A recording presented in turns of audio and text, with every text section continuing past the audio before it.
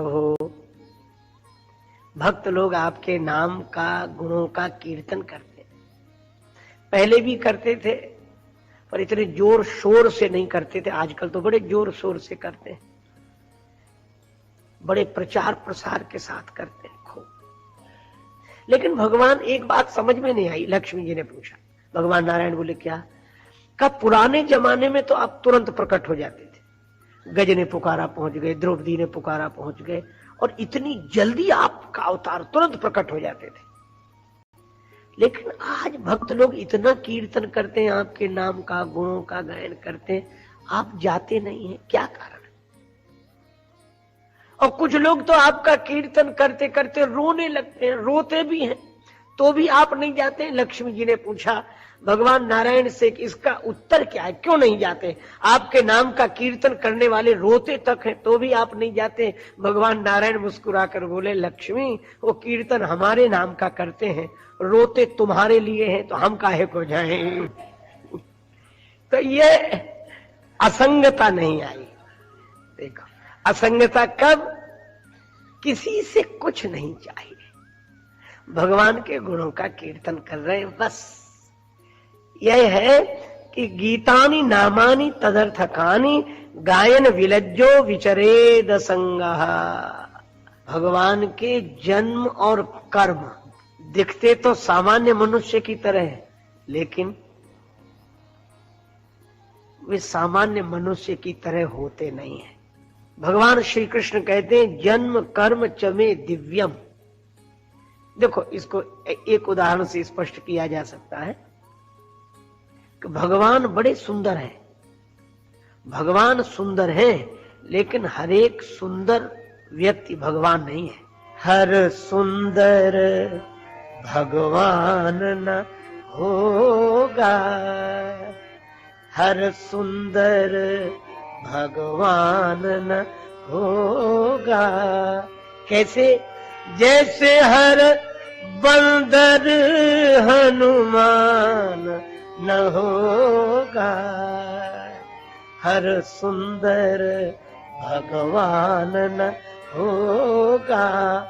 औरों का अपमान करे जो, औरों का अपमान करे जो, कुछ भी हो इंसान न होगा, हर सुंदर भगवान न होगा। जिस अपमान का तभी पचेगा, जब मन में अभिमान न होगा। राजेश्वरम कितने भी भटको, बिन सद्गुरु यह ज्ञान न होगा, हर सुंदर भगवान न होगा। भगवान सुंदर है, लेकिन हर एक सुंदर भगवान नहीं है। देखो, किसी अंतर क्या है? भगवान के जन्म कर्म दिव्य है, तो भगवान के गुणों का श्रवण करें और उनके जन्म की कथा, उनके द्वारा जो लीलाएं हुई हैं उनकी कथा। तो कहा कि इसके लिए क्या करें कि जन्मानि कर्माणि च यानि लोके। लोक शब्द है, लोक में जो गाई गई, लोक में जो जन्म कर्म की लीलाएं हुई और लोक में ही गाई गई। जैसे संतों ने भगवान के गुण गाए हैं, उनको गीतानि नामानि तदर्थकानि, भगवान के जन्म कर्म के गीतों को गाएं और उनके अर्थ को समझकर गाएं।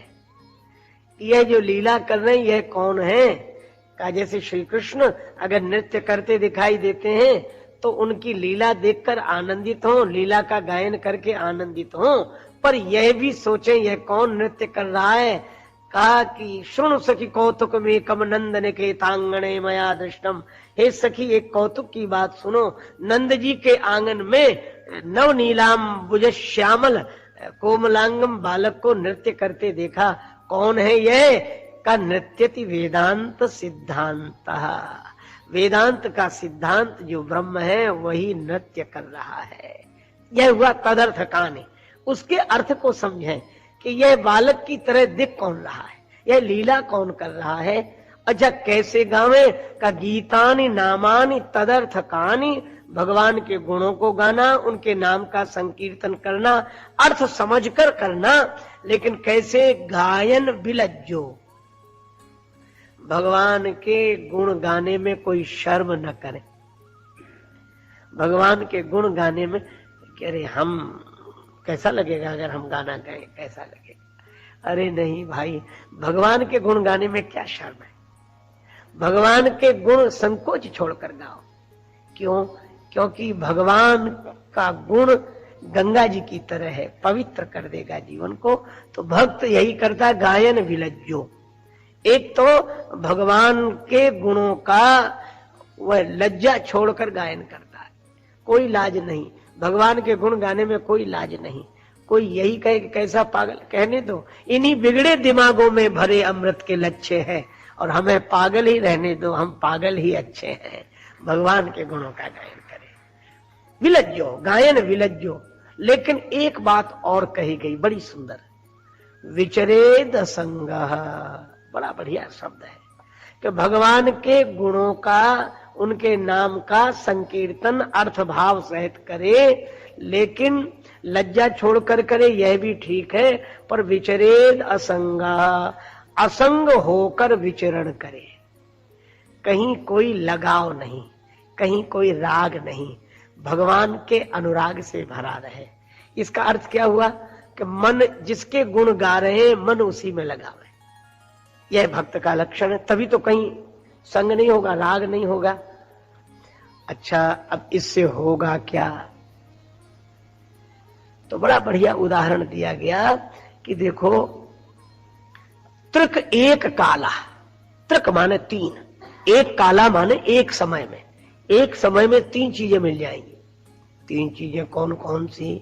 जैसे हम लोग भोजन करते हैं ना, तो भोजन करते समय तीन चीजें एक साथ मिलती हैं, तुष्टि, पुष्टि और क्षुधा निवृत्ति।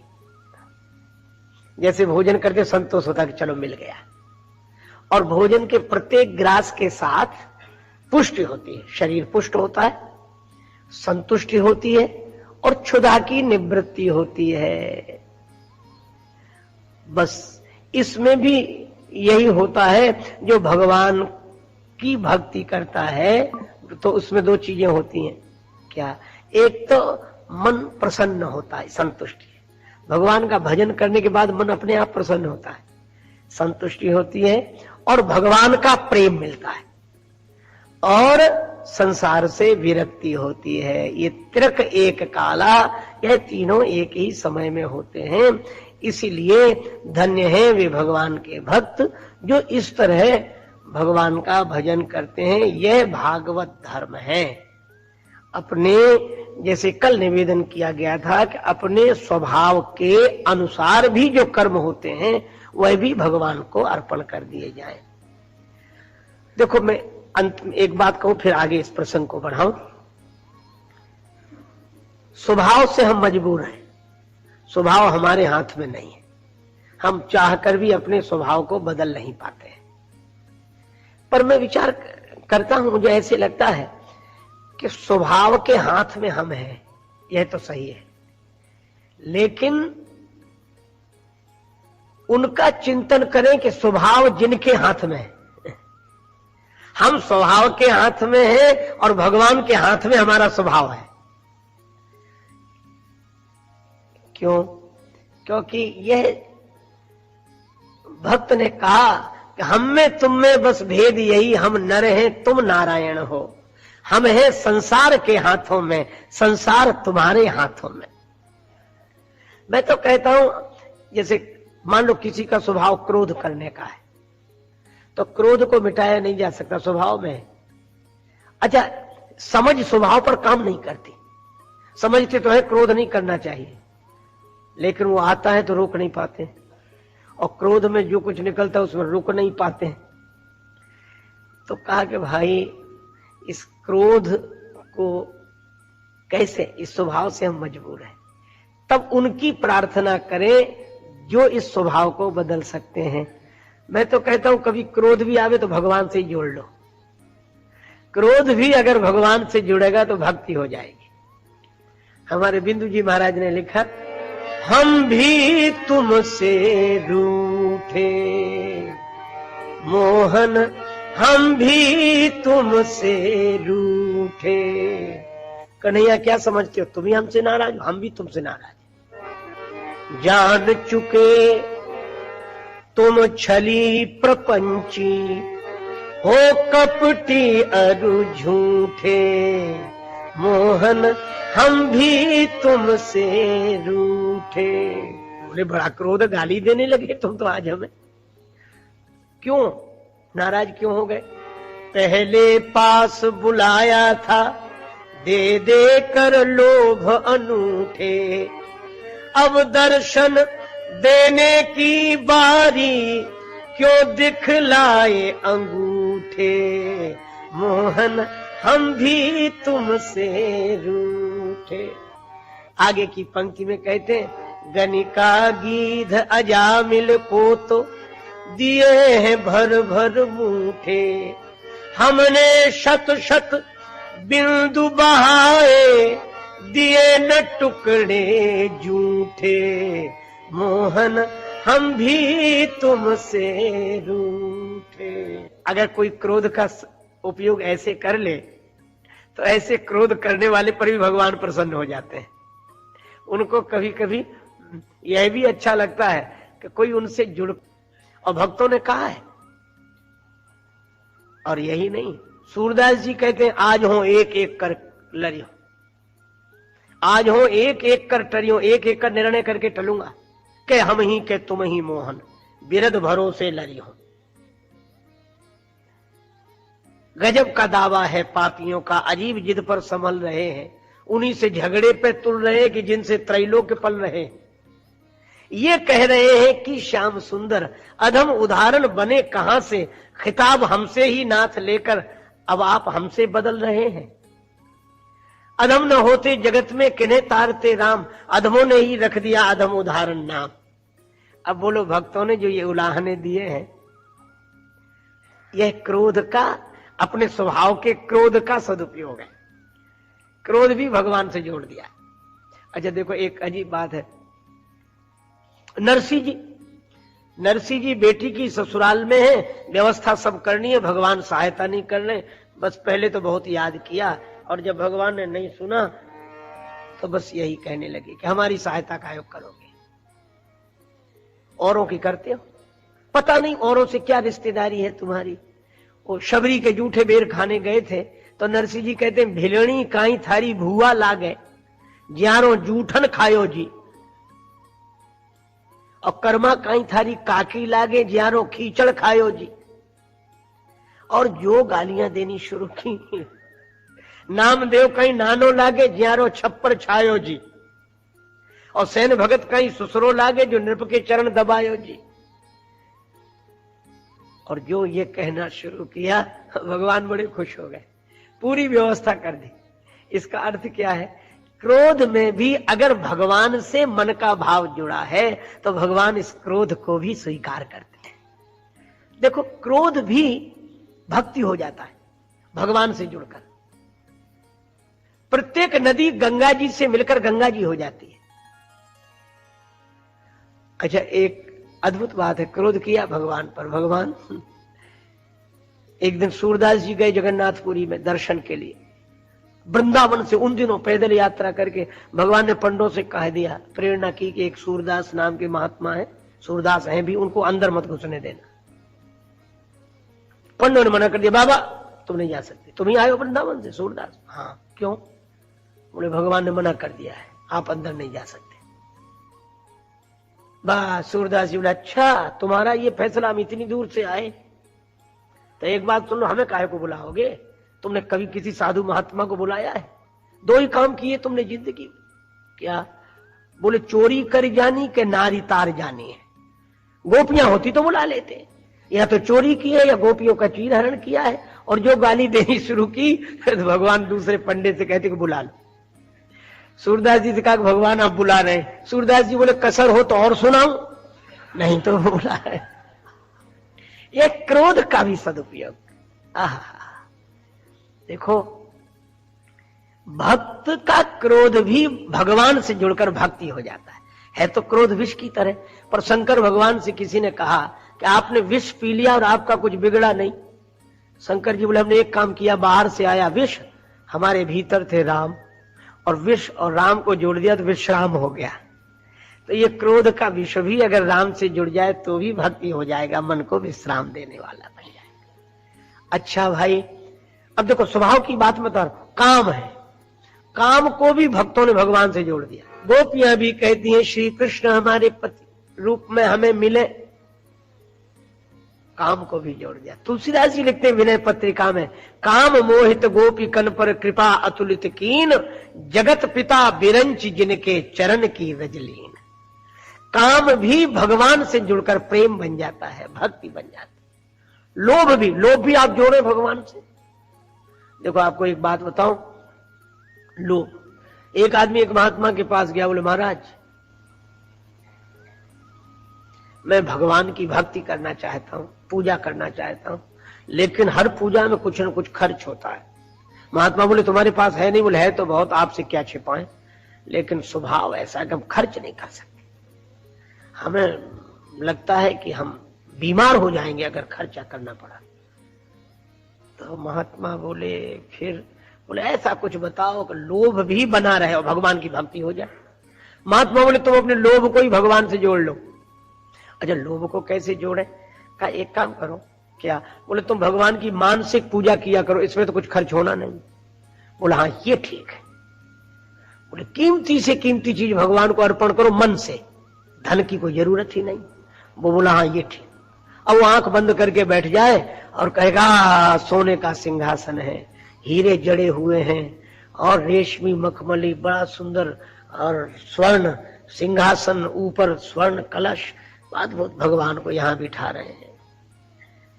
अब खिलाएं क्या? तो बढ़िया से बढ़िया चीजें खिलाए भगवान को, कीमती से कीमती वस्त्र पहनाए। लेकिन स्वभाव में तो लोभ था। तो एक दिन वो भगवान को वो खिला रहा था खीर, तो खुद बना, बहुत बढ़िया दूध है, शुद्ध दूध है, और इसमें चावल भी डाल दिया, चीनी डाल रहा था। तो ऐसे भाव में करे कि चम्मच से चीनी डाल, लोभ आ गया उसको, लगा पूरी चम्मच चीनी न डाला, आधी डालो। आधी डाल के जो ऐसे हाथ किया तो भगवान प्रकट हो गए, हाथ पकड़ लिया, बोले ये तो पूरी डाल दे, इसमें कौन सा खर्च हो रहा है। तो देखो भाई, उसने लोभ का भी सदुपयोग कर लिया। आप अपने स्वभाव को नहीं बदल पाते, कोई बात नहीं, भाव को बदल दे। स्वभाव को नहीं बदल पाते हैं तो भाव को बदल दे, यही भागवत धर्म है। क्योंकि स्वभाव को बदलना आसान नहीं है, और यही कारण है। देखो मुझे जो लगता है कि ये जो विकार हैं इनसे कैसे लड़ोगे? ये कोई दिखते तो है नहीं कि इनको कोई काट दे, मार दे, मिटा दे। काम, क्रोध, लोभ, मोह, मद, मत्सर, ये तो है। तब करें क्या?